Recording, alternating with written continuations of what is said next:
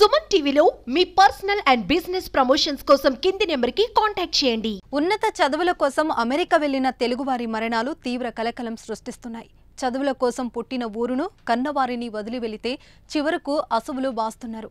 తాజాగా అమెరికాలో మరో తెలుగు విద్యార్థి మృతి తీవ్ర విషాదం నింపింది. ఈ ఘటన ఖమ్మం జిల్లాలో జరిగింది.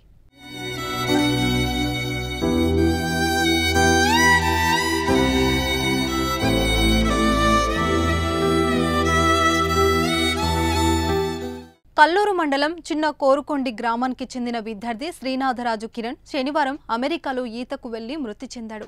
చిన్న కోరుకొండ గ్రామానికి చెందిన కిరణ్ హైదరాబాద్లో ఉంటూ ఉన్నత చదువులు చదివి గత ఏడాది నవంబర్లో ఎంఎస్ చదివేందుకు అమెరికాకు వెళ్లాడు.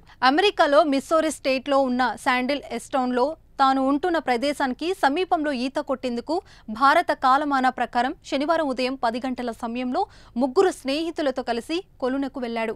అక్కడ 8 అడుగుల లోతు ఉండగా అందరూ నీళ్లలోకి దిగారు.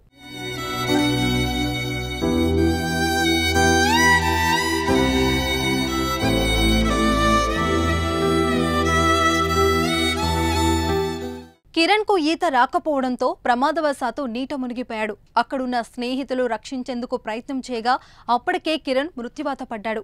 కిరణ్ తండ్రి లక్ష్మణరాజు గతంలోనే చనిపోగా తల్లి ప్రస్తుతం హైదరాబాద్లో ఉంటున్నారు. వీరు బాధ్యతలను కిరణ్ తాత ఏపీలోని రాజమహేంద్రవరంలో ఉంటున్న కృష్ణమూర్తిరాజు చూస్తున్నారు. అయితే చదువుల కోసం వెళ్లిన కిరణ్ మృత్యువాత పడిపోవడంతో కుటుంబ సభ్యులు కన్నీరు మున్నీరుగా విలిపిస్తున్నారు.